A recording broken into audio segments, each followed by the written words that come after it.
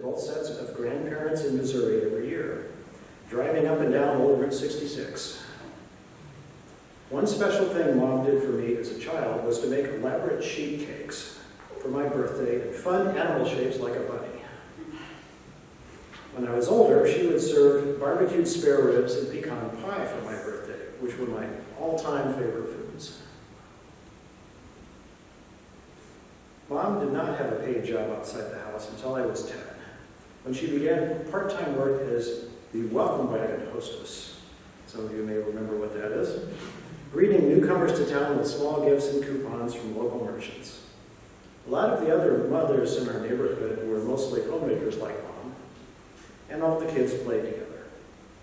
One of my best friends from the neighborhood, Bill Bishop, posted this on Facebook after he heard of my mom's death.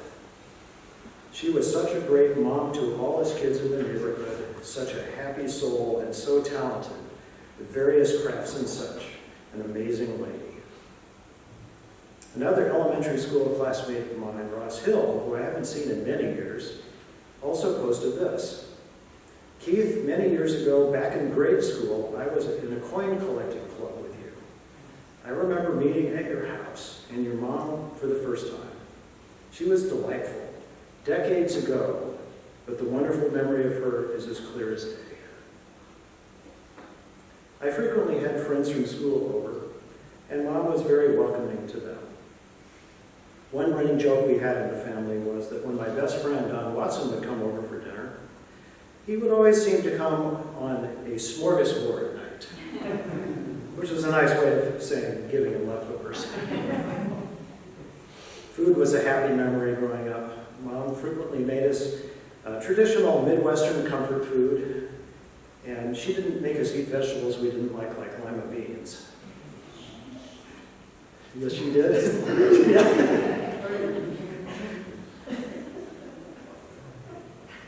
During the holidays, she would make small loaves of sweetbreads like pumpkin, date nut, and banana, although she usually gave most of them away to the neighbors as holiday gifts, so we didn't get to have as much as we wanted for ourselves. She also made us delicious plum pudding with vanilla sauce, which originated as a tradition in my dad's family. Once Jen and I were older, Mom went to work at ISU, first as a secretary in special education, then at the graduate dean's office. She finished her 11-year career at the university administering research grants and retired in 1991. Mom was very supportive of her kids, and she encouraged me when I decided to start a mail order business when I was in high school. When I told her that I wouldn't be able to keep it going while I was at college, she told me she'd run it for me herself. Sadly, my business didn't pan out, so she never had to follow up. She was amused that I continued to receive mail addressed to Searight Enterprises many years later. While I was a teen, we continued taking camping trips as a family. One vacation I remember well is when we drove to Dauphin Island, Alabama, on the Gulf Coast. This was the very first time I got to see the ocean. Also one summer while I was in high school, Mom drove us out to Rapid City, South Dakota, to join Dad at the ISU Geology Field Camp. In 1976, my grandma Searight moved to Normal from Missouri after my grandfather died. For the next 20 years, Mom was a dedicated caregiver to Grandma, cooking her special food for her restricted diet every week and helping her stay independent until our last few years. I also vividly remember when Mom and Dad drove me to Oklahoma to go to college at University of Tulsa. I had never even visited the school before, but I knew I was always welcome to come home if it hadn't worked out. And it did, so I didn't do that. That's when I started a lifelong tradition of talking to Mom and Dad almost every Sunday. In 1989, my then fiancée Shirlene and I moved to Fort Worth, Texas, and planned our wedding for that summer. Mom, as always, was very helpful with advice, and when our big day came, she pitched in to help us run errands and to see the final details. We frequently went to visit in Illinois during the holidays, and Mom would always have the house beautifully decorated. She made sure to put out some of the holiday decorations Jen and I remembered and enjoyed as children. Charlene and I moved to Champaign, Illinois in 1991 and lived there for 3 years. It was a special time for our extended family, living only an hour away from Mom and Dad, as well as being in the same town as Jen and her soon-to-be husband, Eric. Mom and Jen always had a very close relationship, and Mom sewed a beautiful dress for Jen's wedding ceremony with Eric in 1993. For me, it was wonderful developing a closer adult relationship with Mom during those years. In 1994, Charlene and I moved back to Colorado, and we had our first baby, Will, a year and a half later. Mom and Dad came out after the birth, and I remember Mom really enjoyed holding the baby. I think she relished becoming a grandma for the first time. The next year, we met them in Hays, Kansas, and we all went to see Sue, the T-Rex skeleton that was displayed at the museum there at the time. On that trip, Mom got to see Will crawl for the very first time. In 2000, Mom and Dad sold their home in Illinois and moved to Kansas. First to Lawrence, and then a few years later to Overland Park, near to where Jen and Eric had settled. When we had our second baby, Ben, in 2000, Mom and Dad came out again to help us with the new baby. Mom was always a good source of advice and information about childbearing. She created an expanding file for us and filled it with many useful newspaper clippings to help us with our parenting. Mom was very happy to share her experience with us, but wasn't one to tell us what we should or shouldn't do as parents. During these years, we attended a number of family reunions on both sides of the family window, and you saw some pictures of those earlier. One memory I have of Mom is when she would get together with her sisters, they would talk up a storm and giggle together. Mom was very animated and would make a lot of hand gestures to emphasize her points. It was a challenge to pull her away when we were all ready to go.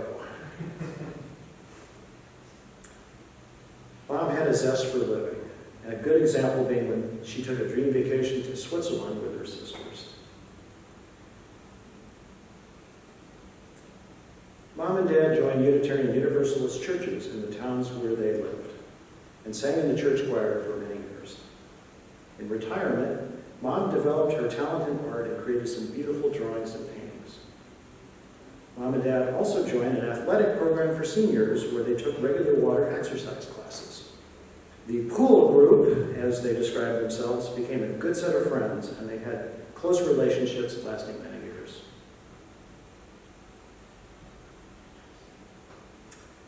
It is difficult to talk about the final part of Mom's life. For the last 17 years or so, she had progressively worsening symptoms of Alzheimer's disease, which slowly robbed her of her memory and personality. It was a difficult time for the family, especially for Dad. It was a challenge for him to become the full-time cook and caregiver for her. For a while, Dad could take care of her with helpers coming to the house, but she finally needed more extensive care and went to live in a memory care facility for about the last 6 years of her life. I visited Mom there when I came to Kansas, and though she didn't recognize me anymore, I could still feel a subtle connection to her. Even later in life, her sweet and mellow personality came through, and she often had a contented smile on her face. On her last day in January, Jeanne faded away peacefully, bringing her long life to a close. Mom's final years are not the part of her life I will choose to dwell upon, because she led a happy life for decades, with strong, loving relationships with me and many others close to her before her health deteriorated.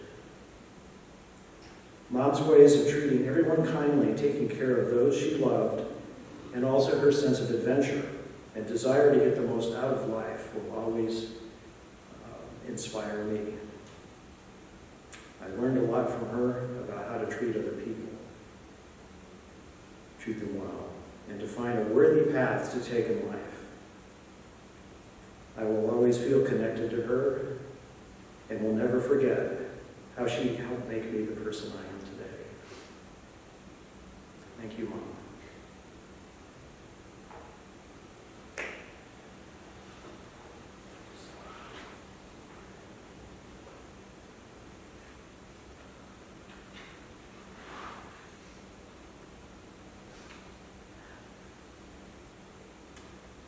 And now, Jeanne Growth, a good friend to Mom and Dad, will read one of Mom's favorite poems for you, followed by another musical piece, River Judea, then another poem read by Shirley and Jean's daughter. Jeanne?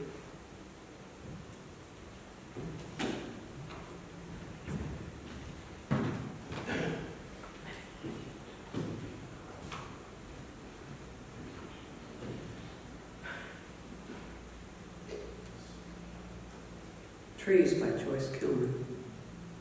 I think that I shall never see a poem lovely as a tree whose hungry mouth is pressed against the earth's sweet, flowing breast, a tree that looks at God all day and lifts her leafy arms to pray, a tree that may in summer wear a nest of robins in her hair, upon whose bosom snow has lain, who intimately lives with rain. Poems are made by fools like me, but only God can make a tree.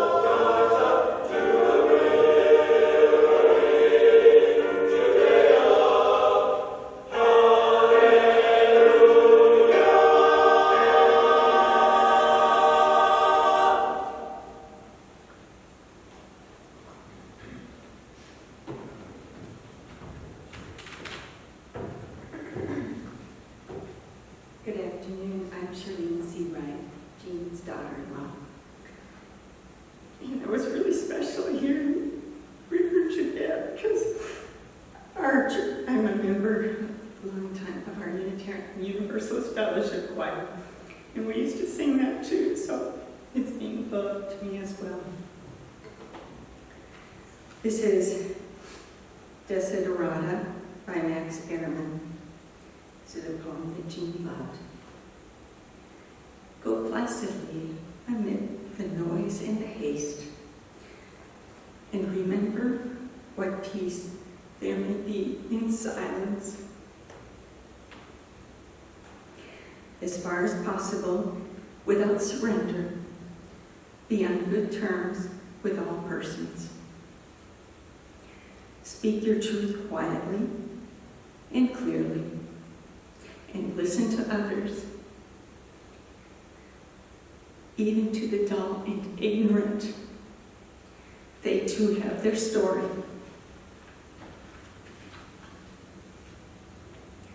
Avoid loud and aggressive persons. They are vexatious to the spirit. If you compare yourself with others, you may become vain or bitter.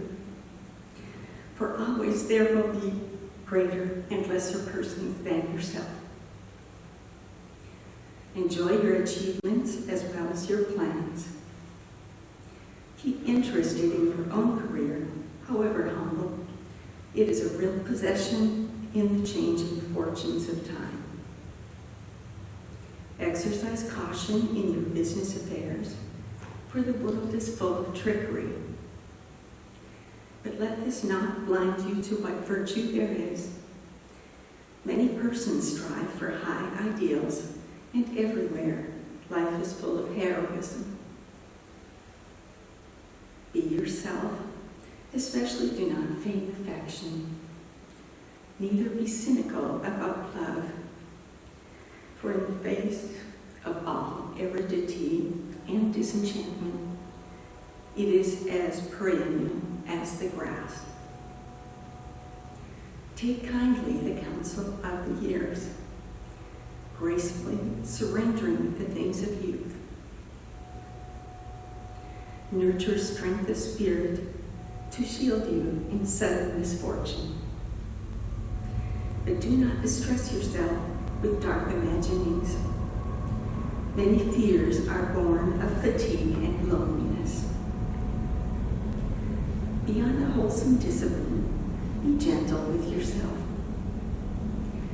You are a child of the universe, no less than the trees and the stars. You have a right to be here. And whether or not it is clear to you, no doubt the universe is unfolding as it should. Therefore, be at peace with God, whatever you conceive Him to be. And whatever your labors and aspirations, in the noisy confusion of life, keep peace in your soul. With all its sham, drudgery, and broken dreams, it is still a beautiful world. Be cheerful, strive to be happy. At this time, anyone who would like to speak will have some time to share stories about Jeanne. I'd like to begin by offering a few special memories I have of her. Her essential characteristics were generosity, warmth, and kindness. And some of her special gifts to me included sewing a maternity dress for me based on the pattern and material that I chose. And while I was pregnant with Ben, she and Tom took care of Will and gave us a night at a B&B in Baldwin City. An especially special gift was making me spumoni cake. Tom reminded me it was more than once for my birthday. When I was growing up, I was able to choose this birthday cake each year. And I'll tell you how labor-intensive it is. There are 2 layers of chocolate cake that are split horizontally, so then there are 4 layers. And then you make a layer. Then you make whipped cream frosting and divide it into 4 parts. And one part is tinted pink and has crushed peppermint candy in it. Another part is green with chopped nuts and almond flavor. And another is yellow with rum flavoring. And then the 4th part has cinnamon and chocolate in it, and that goes on the top and sides. So it's very beautiful and delicious. She also created and appreciated beauty, such as in her cooking and baking. And my favorite dessert of hers that she would sometimes make at Christmas was trifle, and that consists of layers of cake and pudding and fresh fruit, such as strawberries, and put in a glass bowl so you can see the layers. And I collected the recipes of it, and I finally tried it in 2019. And when we came here to go on a trip to Missouri with Tom, and we visited her, and I showed her the picture on my phone, and Keitha took a picture of me showing that to her.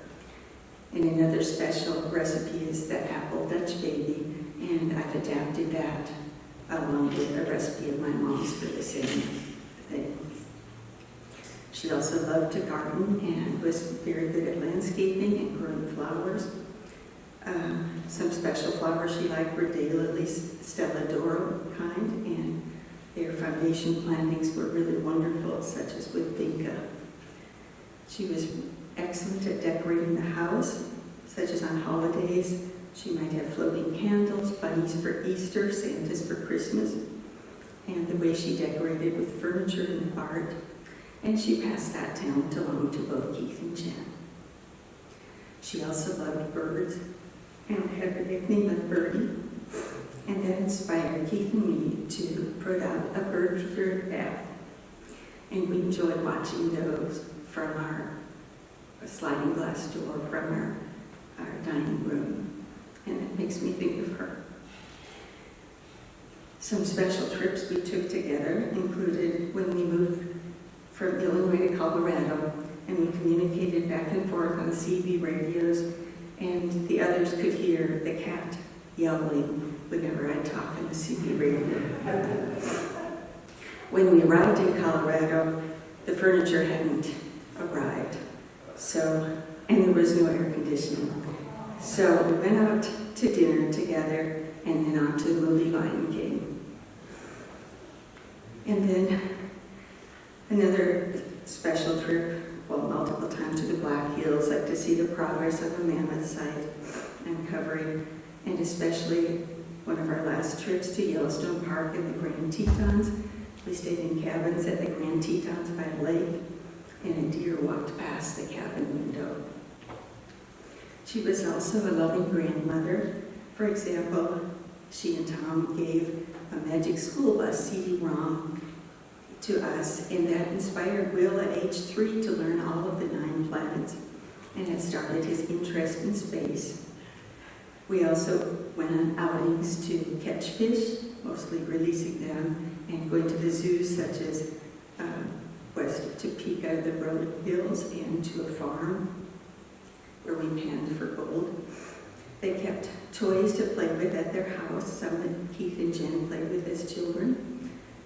And they played with the boys. We have a photo of Jeanne catching Ben as he came down the slide, and one of her pulling them in the living room, in each in a sled, and and playing charts in the backyard. And some of our most special memories are at Christmas time, when we often would come to visit. She would send out in advance of Christmas to Ben and Will and us, and I think a lot of nieces and nephews too, an advent calendar where you open a little window for each day of the month. So that helped make it through the long month. And we would have clam chowder for Christmas Eve and watch Scrooge with Alistair Sim from 1951. And she also sewed Christmas stockings for me and Will and Ben. There were already ones for Jean and Tom and Jen and Keith and for Eric. And we would give gifts, a Tuffy the toilet seat box.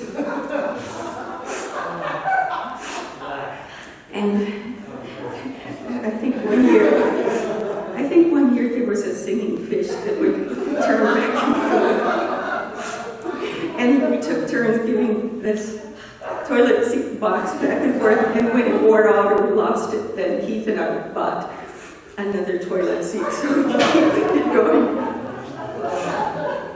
And she would also decorate sugar cookies, and that's a tradition that Keith continued with Will and Ben. So these are just a few of the special memories I have of Jeanne.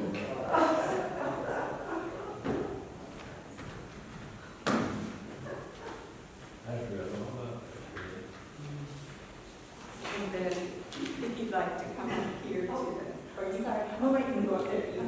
Sorry.